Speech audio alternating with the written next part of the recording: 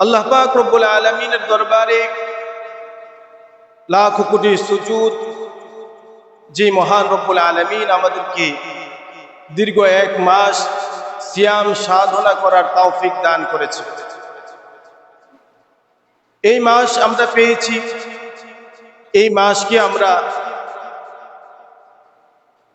আলিঙ্গন করার জন্য, এই মাসকে রিসিভ করার জন্য, এই মাসকে ইবাদত বন্দেগীতে কাটিয়ে দেওয়ার জন্য আমরা প্রথম থেকে শেষ পর্যন্ত প্রিপারেশন নিয়েছি।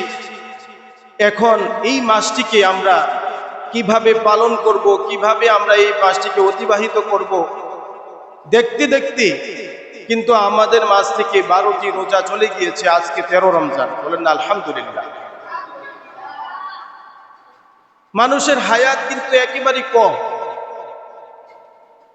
মানুষ চিন্তা করে আমরা দুনিয়াতে আছি, আমাদের সময় মনে হয় অনেক বেশি, আমরা অনেক দিন থাকবো। আমরা কিছু রং তামাশা করি, আমরা কিছু গল্প গুজব করি, আমরা কিছু হেলায় খেলায় আমাদের সময়গুলো ব্যয় করি। মানুষ এইভাবেই ধারণা করে, কিন্তু আদতে মানুষের হায়াত, মানুষের যে আল্লাহ তাআলা ওমর দিয়েছেন, জীবন দিয়েছেন, এটা একেবারে সংক্ষিপ্ত। এই সংক্ষিপ্ত সময়ের জন্য আমি মুসাফির হিসেবে এই দুনিয়াতে আগমন করেছি। এই দুনিয়াতে আল্লাহ পাক রব্বুল আলামিন আমাকে মুসাফির হিসেবে পাঠিয়েছেন। এই দুনিয়া মুসাফির খানা। জেনেও কেউ না, তুমি জেনো না, কয়দিন আগে আমার বাবা গিয়েছে, কয়দিন পরে আমি যাব, এটাই আমার ঠিকানা। ঠিক না বাবার? এইটাই আমাদের মুসাফির খানা। আমরা এখানে মুসাফির হিসেবে এসেছি। কোনো বান্দা যখন কোনো মানুষ মুসাফির হিসেবে সফর করে এক জায়গা থেকে আরেক জায়গায় যায়, সে ওখানে কয়েকদিন অবস্থান করে তারপরে কিন্তু আবার তার যে গন্তব্য সেখানে আবার ফিরে আসে। ঠিক না বাবারা? আমাদের গন্তব্য স্থান হচ্ছে আলমে বারজাখ। আমাদের গন্তব্য স্থান হচ্ছে এই যে কবর আমাদের পাশে গুরুস্থান রয়েছে, সেই কবরটাই হচ্ছে আমাদের আসল ঠিকানা। আমরা দুনিয়াতে আছি মুসাফির হালাতে। কিছুদিন আমরা এখানে অবস্থান করব। আল্লাহ পাক রব্বুল আলামিন আমাকে ডাক দিলে সাথে সাথে আমাকে কোথায় যেতে হবে? সেই কবরে। এই জন্য আমাদের এই রমজান মাসকে আল্লাহ পাক রব্বুল আলামিন আমাদেরকে দিয়েছেন স্পেশালি। বনি ইসরাইলকে আল্লাহ পাক রব্বুল আলামিন অনেক বয়স দিয়েছেন। তারা হাজার হাজার বছর পর্যন্ত বেঁচে ছিল। 1200 বছর, 1000 বছর, 900 বছর, 1500 বছর, 1400 বছর, কেউ 400 বছর, 500 বছর বেঁচে ছিল বনি ইসরাইলরা। কিন্তু আমি আপনি কত বছর বাঁচবো? উর্ধে হইল 100 বছর বা তার চেয়ে কিছু বেশি, না হয় 60 বছর। এর মধ্যে উম্মতে মুহাম্মাদির জন্য আল্লাহ পাক রব্বুল আলামিন এমন এমন কিছু মাস রেখেছেন, এমন এমন কিছু দিন রেখেছেন, এমন এমন কিছু দিবস রেখেছেন, যেই দিবসগুলোর মধ্যে কোনো বান্দা যদি আমল করে, বনি ইসরাইলের যে উম্মতেরা হাজার হাজার বছর বেঁচে ছিল, তারা বেঁচে বেঁচে আল্লাহ তাআলার ইবাদত করেছে, তার চাইতে আল্লাহ তাআলা উম্মতে মুহাম্মাদের একটা রাত্রি লাইলাতুল কদরে যদি আপনি ইবাদত করেন, বনি ইসরাইলের হাজার হাজার বছরের ইবাদত চাইতেও আপনার একটা দিনের বা একটা রাত্রের ইবাদতের সওয়াব আরো বেশি বাড়িয়ে দিবেন। বলেন না সুবহানাল্লাহ। তাহলে উম্মতে মুহাম্মাদের জন্য স্পেশাল ভাবে একটা মাস দিয়েছেন। সেই মাসটার নাম কি বলেন তো? মাহে রমাদান। বনি ইসরাইলরা অনেক মাস পেয়েছে, অনেক বছর পেয়েছে, কিন্তু তারা স্পেশালি কোনো মাস ছিল না। রমাদান মাস বলতে তাদের ছিল না। কিন্তু আমাদের জন্য আল্লাহ পাক রব্বুল আলামিন একটা রমাদান মাস দিয়েছেন। যেই রমাদান মাসে যদি ইবাদত করি, আল্লাহ পাক রব্বুল আলামিন এমন সওয়াব দিবেন যে আমার পূর্বের যত গুনাহ আছে সকল গুনাহগুলোকে মাফ করে দিবেন। বলেন না সুবহানাল্লাহ। তাহলে আমাদের কি নিষ্পাপ হওয়ার পন্থা আছে তো? ইনশাআল্লাহ। একটা মাস, এই মাসের মধ্যে আল্লাহ পাক রব্বুল আলামিন আরো একটা স্পেশাল রাত্র দিয়েছেন। সেই রাত্রটার নাম হচ্ছে লাইলাতুল কদর। আল্লাহ পাক রব্বুল আলামিন সূরা কদরের মধ্যে বলেছেন, ইন্না আনজালনাহু ফি লাইলাতিল কদর ওয়া মা আদরাকা মা লাইলাতুল কদর লাইলাতুল কদরি খায়রুম মিন আলফি শাহর। ও আমার দুনিয়ার বান্দারা, ইন্না আনসালনাহু ফি লাইলাতিল কদর, আমি কদরের রাত্রিতে কুরআন নাজিল করেছি। ওয়ামা আদরাকা মা লাইলাতুল কদর, ইয়া রাসূলুল্লাহ, ইয়া হাবিবাল্লাহ, আপনি কি জানেন কদরের রাত্রটা কি বা কদর কি? আল্লাহ পাক রব্বুল আলামিন সাথে সাথে ঘোষণা করে দিয়েছেন লাইলাতুল কদর খায়রুম মিন আলফি শাহর, যে লাইলাতুল কদর হচ্ছে এমন একটা এমন একটা রাত্র, যে রাত্রটা হাজার মাসের চাইতেও আরো অধিক মূল্যবান। বলেন না সুবহানাল্লাহ। তাহলে হাজার মাস যারা পেয়েছিল, হাজার বছর যারা পেয়েছিল বনি ইসরাইলরা, আমরা যদি লাইলাতুল কদরের মধ্যে আমল করি তাহলে হাজার মাসের চাইতেও অধিক সওয়াব পাবো কি পাবো না? আমরা কি গুনাহ মুক্ত হতে পারবো না? এই জন্য বাবারা, আমরা এই মাসটি পেয়েছি, আমরা হেলায় খেলায় সময়গুলো ব্যয় করে দিতেছি, আমরা এইগুলোর মধ্যে কুরআন শরীফ তেলাওয়াত করতেছি না। আমরা এই মাসটা পেয়ে ইবাদত বন্দিগিতে কাটাতে পারছি না। আমরা তাহাজ্জুদের নামাজ, এই যে রাত্রে আমরা 3টার সময় উঠি, অনেকে 4:30টায় উঠি, বা অনেকে আবার 4টায় উঠি, যদি আমি সময় পাই 2 রাকাত তাহাজ্জুদের নামাজ পড়ি বা 4 রাকাত তাহাজ্জুদের নামাজ পড়ি, ঠিক না? যদি পড়ি তাহলে কি আল্লাহ তাআলা আমাদেরকে সওয়াব দিবেন না? অন্য মাসগুলোতে আমরা এই সুযোগটা পাই না, রমজান মাসে আমরা এই সুযোগটা পাই, কিন্তু এই সুযোগটা আমরা হাতছাড়া করছি। আমরা হেলায় খেলায় সময়গুলো ব্যয় করছি, আমরা তাহাজ্জুদের নামাজগুলো পড়ছি না, আমরা রহমত পালন করছি না, জিকির আজকার করছি না, ঠিক না? কিন্তু এইগুলোর ভিতরে সবচেয়ে গুরুত্ব দেওয়া দরকার ছিল। হাজিরিন, আল্লাহ পাক রব্বুল আলামিন আমাদেরকে রমজান দিয়েছেন, এই রমজান মাসটা ফরজ হিসাবে দিয়েছে। আমাদের ইসলামের মধ্যে কয়টা ভিত্তি আছে বলেন তো? 5টা ভিত্তি। কয়টি?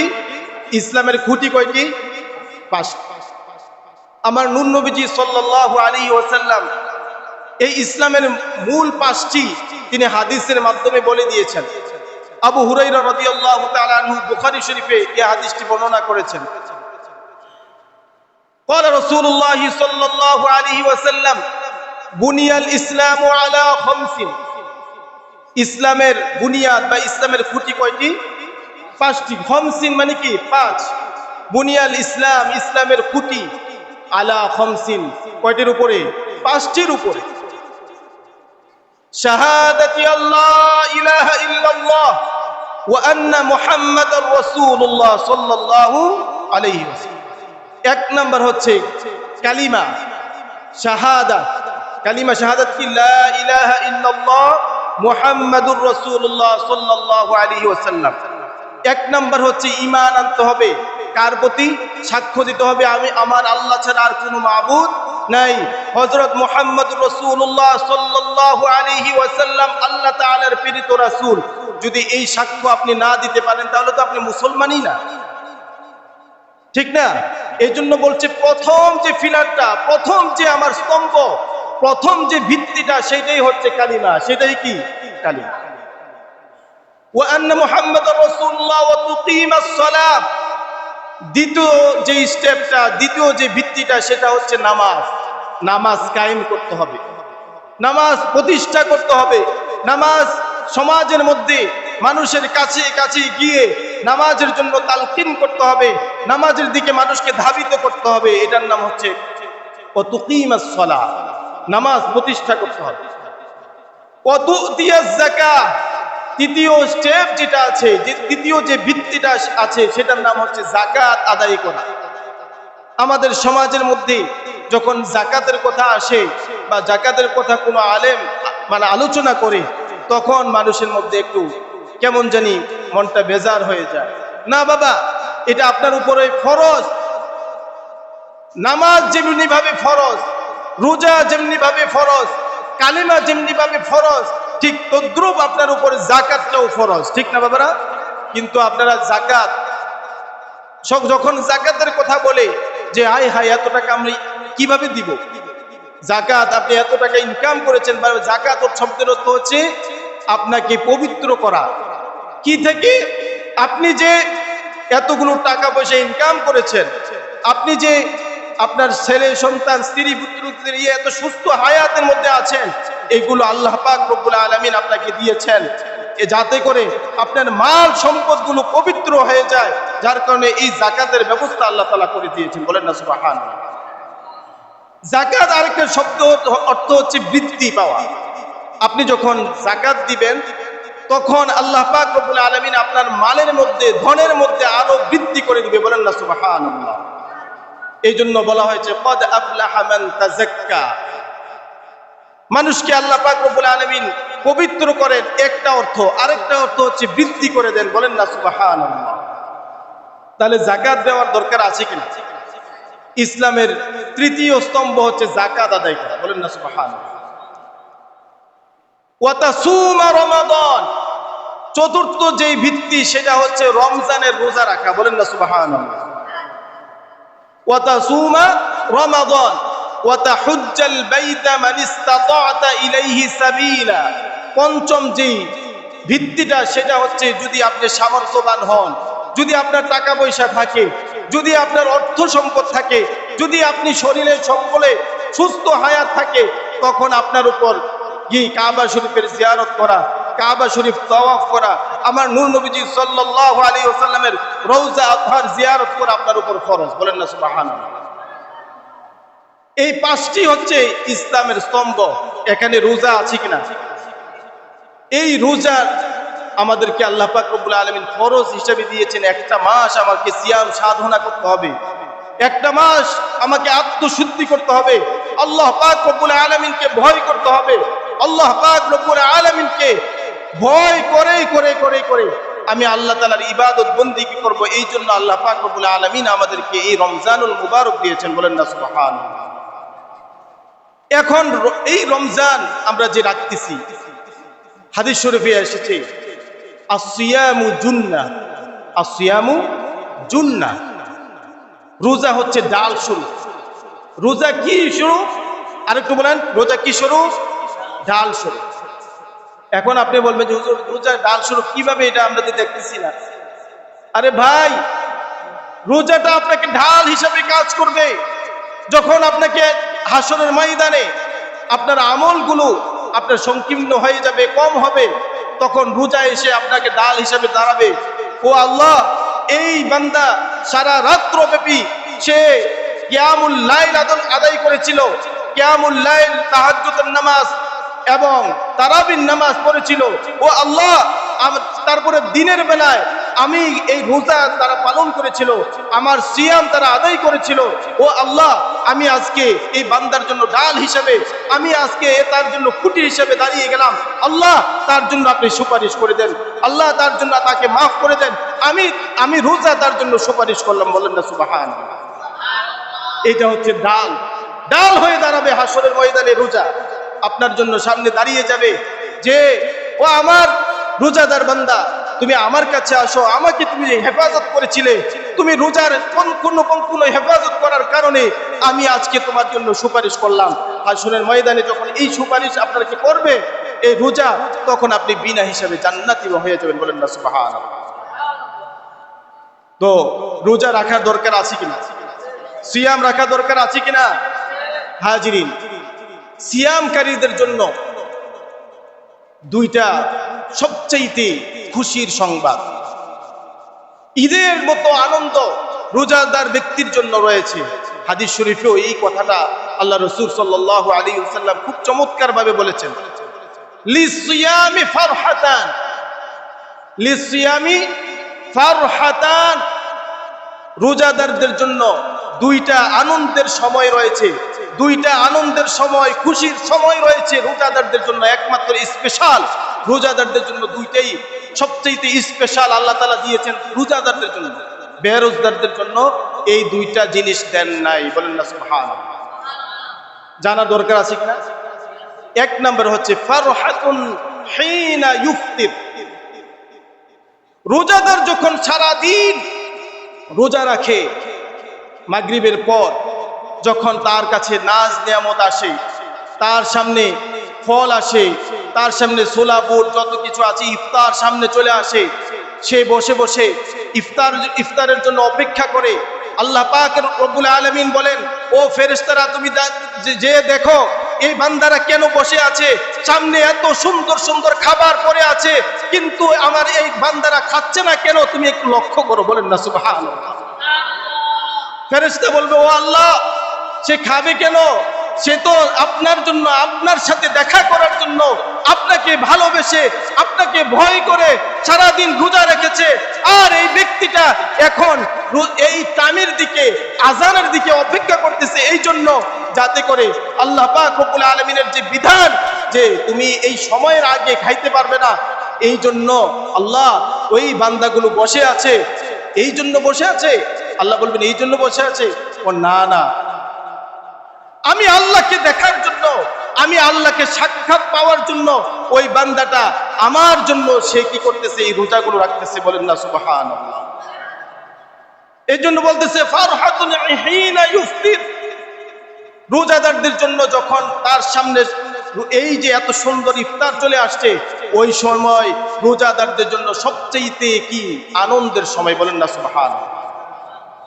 ওয়া ফারহাতুন হিনা লিকাই রাব্বি, আরেকটা খুশির সংবাদ হচ্ছে, আরেকটা উত্তম সংবাদ, আরেকটা মধুর সংবাদ হচ্ছে, যখন হাসরের ময়দান কায়েম হবে তখন ওই রোজাদারকে আল্লাহ পাক রব্বুল আলামিন সরাসরি দেখা দিবেন। বলেন না সুবহানাল্লাহ। লিকাই রাব্বি, তার প্রভুকে সে সরাসরি আলিঙ্গন করতে পারবেন, সাক্ষাৎ করবেন। বলেন না সুবহানাল্লাহ। আপনি যদি আল্লাহর সাথে দেখা করতে পারেন, আপনার মতো সৌভাগ্যবান দুনিয়ার কোনো মানুষ আছে? একটু আওয়াজ দিয়ে বলেন না, দুনিয়ার কোনো মানুষ আছে আপনার মতো সৌভাগ্যবান? এইটা শুধু স্পেশাল সিয়ামকারী, যারা সিয়াম রেখেছেন, যারা রোজা রেখেছেন, রোজাদারদের জন্য এই দুইটা উত্তম সময়, দুইটা তার জন্য একবারে খুশির সংবাদ হচ্ছে দুইটা, একটা ইফতারের সময় আর কিয়ামতের ময়দানে আল্লাহ তাআলার সামনে সে দাঁড়াবে, আল্লাহর সাথে সাক্ষাৎ করবে। বলেন না সুবহানাল্লাহ। হাজিরিন, শুধু কি তাই? আল্লাহ পাক রব্বুল আলামিন, আল্লাহ রাসূল হুজুর পাক সাল্লাল্লাহু আলাইহি সাল্লাম বলেছেন, এই রোজা তার জন্য শাফাআত করবেন। বলেন না সুবহানাল্লাহ। এই কুরআন তার জন্য শাফাআত করবেন। আল্লাহ রাসূল হুজুর পাক সাল্লাল্লাহু আলাইহি ওয়াসাল্লাম বলেন, আল কুরআন ওয়াস সিয়ামু ইয়াশফিআন, কুরআন এবং সিয়াম হাসরের ময়দানে কি করবে? ইয়াউমাল কিয়ামা, কিয়ামতের দিন তার জন্য সুপারিশ করবে। বলেন না সুবহানাল্লাহ। ইয়াশফিআনি ইয়াউমাল কিয়ামা, কিয়ামতের দিন এই রোজাদার এবং কুরআন শরীফ যে ব্যক্তি পাঠ করেছে দিনের বেলায়, রাত্রির বেলায় দাঁড়িয়ে দাঁড়িয়ে কিয়ামুল লাইলের মধ্যে, তাহাজ্জুদের নামাজের মধ্যে যে ব্যক্তি কুরআন শরীফ দাঁড়িয়ে দাঁড়িয়ে তেলাওয়াত করেছিল, ওই ব্যক্তির জন্য কুরআন শরীফ কি করবে? সুপারিশ করবে। সিয়াম, দিনের বেলা রোজা রেখেছিল, সিয়ামও তার জন্য সুপারিশ করবে। বলেন না সুবহানাল্লাহ। বলতেছে সিয়াম ডেকে ডেকে বলবে, আল্লাহর পাক রব্বুল আলামিন আল্লাহর কাছে বলবেন, মানাতুহু আত-তুআম ওয়াশ-শাহওয়াত, ইয়া রব, ও আমার প্রভু, ও আমার খোদা, ও আমার আল্লাহ, আমি এই আপনার যে বান্দাগুলো ছিল, এই বান্দাগুলো কি করেছে? তারা ইয়ামনাউহু আত-তুআম, তাদেরকে আমি রোজা তাদেরকে খাওয়ার পানাহার করা থেকে বিরত রেখেছি। বলেন না সুবহানাল্লাহ। ওয়া শাহওয়াতুন নিসা, এবং নিসা বা যারা স্ত্রী আছে, স্ত্রী সঙ্গম থেকে আমি তাদেরকে বিরত রেখেছিলাম। বলেন না সুবহানাল্লাহ। তাহলে সিয়াম থাকার কারণে ওই ব্যক্তিটা পানাহার থেকে বিরত ছিল না, ওই ব্যক্তিটা স্ত্রী সহবাস থেকে বিরত ছিল না, যার কারণে ওই হাসরের ময়দানে ওই সিয়াম আল্লাহর দরবারে রাখতে বলবে, ইয়ামনাউহু আত-তুআম ওয়া শাহওয়াতুন নিসা, ইয়া রব, ইয়া রব, আমি তো তাদেরকে এইগুলা থেকে বিরত রেখেছি। ফায়াশফিউহু লাহু, ইয়া রব, আমি তাদের জন্য সুপারিশ করতেছি, আপনি তাদের জন্য সুপারিশ গ্রহণ করুন। বলেন না সুবহানাল্লাহ। তারপরে কুরআনে এসে ডাকতে রব, ইয়া রব, ইয়া রব, ইয়ামনাউহু লাইল ফি তিলাওয়াতিল কুরআন, ইয়া রাসূল, ইয়া রব, আমি তাদেরকে লাইলের সন্ধ্যাবেলা যখন তারা কি করত? ঘুমিয়ে থাকতো, আমি ঘুমটা তাদের জন্য বন্ধ করে দিয়েছিলাম, নিষেধ করে দিয়েছিলাম। তারা রাত্রে জেগে জেগে কিয়ামুল লাইল পালন করেছিল, তাহাজ্জুদের নামাজ পড়েছিল, তারা দাঁড়িয়ে দাঁড়িয়ে তারা বিন নামাজ পড়েছিল, নফল নামাজ পড়েছিল, জিকির আজকার করেছিল। ও আল্লাহ, তাদেরকে আমার জন্য ফায়াশফিউহু লাহু, আমি তাদের জন্য সুপারিশ করছি, আমার সুপারিশ আপনি গ্রহণ করুন। বলেন না সুবহানাল্লাহ। তাহলে আল্লাহ তাআলা কি বলবেন? ফায়াশফিআনি লাহু, ও সিয়ামকারী, ও সিয়াম, ও কুরআন, আমি তোমাদের দোয়া, আমি তোমাদের সুপারিশ গ্রহণ করে নিলাম। বলেন না সুবহানাল্লাহ। তাহলে আল্লাহ তাআলা ওই সিয়ামকারী, সিয়াম এবং এই কোরআনের এই যে সুপারিশ গ্রহণ করলো, আল্লাহ তাআলা সাথে সাথে গ্রহণ করে নেবেন। হাসরের ময়দানে আপনাকে বিনা হিসাবে জান্নাত দিয়ে দিবেন। বলেন না সুবহানাল্লাহ। তাহলে আল্লাহ তাআলার জান্নাত যদি আপনি পেতে চান, সিয়াম পালন করার দরকার আছে কিনা? রোজা রাখার দরকার আছে কিনা? আল্লাহ পাক রব্বুল আলামিন আমাদেরকে রোজার যে বাকি রোজাগুলো রয়েছে, বাকি রোজাগুলো আজকে 13টা রোজা আমাদের থেকে চলে যাচ্ছে। কি যে মূল্যবান সময়গুলো আমাদের থেকে বিদায় নিচ্ছে বাবা, সেইগুলো আমাদেরকে যথাযথভাবে কাজে লাগাতে হবে। যথাযথভাবে আমরা এই রোজাগুলোকে সুন্দরভাবে পালন করতে হবে। সকল কিছু পানাহার থেকে বিরত থাকতে হবে। আমাদের মিশরে আল আজহার ইউনিভার্সিটিতে যখন আমরা পড়তাম, যখন রোজা আসতো, তারা বিভিন্ন জিনিসের ক্রয় বিক্রয় এগুলোকে শিথিল করে দিত রোজাদারদের জন্য। যদি অন্যান্য মাসে একটা পণ্যের দাম বেশি থাকতো, এটা রোজা আসলে সাথে সাথে কমিয়ে দিত। আবার আরেকটা এত সুন্দর জিনিস হয়তো, তাদের মধ্যে যদি ঝগড়া বিবাদ লাগতো, কোনো যদি তর্ক বিতর্ক হতো, রাস্তার মধ্যে যদি মনে করেন একজন শ্রমিক আর শ্রমিকের মধ্যে একটু ঝগড়া হতো, তারা একটা কথা বলতো, সাল্লা আলান নবী আনা সাইম, সাল্লা আলান নবী আনা সাইম, সাল্লা আলান নবী আনা সাইম। বলেন না সুবহানাল্লাহ। বলে কি, ভাই আমার সাথে তুমি ঝগড়া লাগো না, আমি নবীজির উপর দুরূদ শরীফ পড়ো, আর আমি সাইম, আমি রোজাদার, আমার সাথে ঝগড়ার দরকার নেই। সুবহানাল্লাহ বলেন। কিন্তু আমাদের সমাজের মধ্যে কি এটা আছে? রোজা রেখেও গীবত গাইতেছে, রোজা রেখেও মিথ্যা কথা বলতেছে, রোজা রেখেও সুদ খেতেছে, রোজা রেখেও তারা কি করতেছে? দোকানের মধ্যে বিভিন্ন রকমের কালা এই পর্দা লাগিয়ে মাশাআল্লাহ খাওয়া দাওয়া চলতেছে। তারপরে তো ঝগড়া বিবাদের কমতি নাই। কিন্তু আরব কান্ট্রিগুলোতে যদি আপনি বিচরণ করেন, দেখবেন এত সুন্দর তাদের রমজান রোজা এত সুন্দরভাবে পালন করতেছে।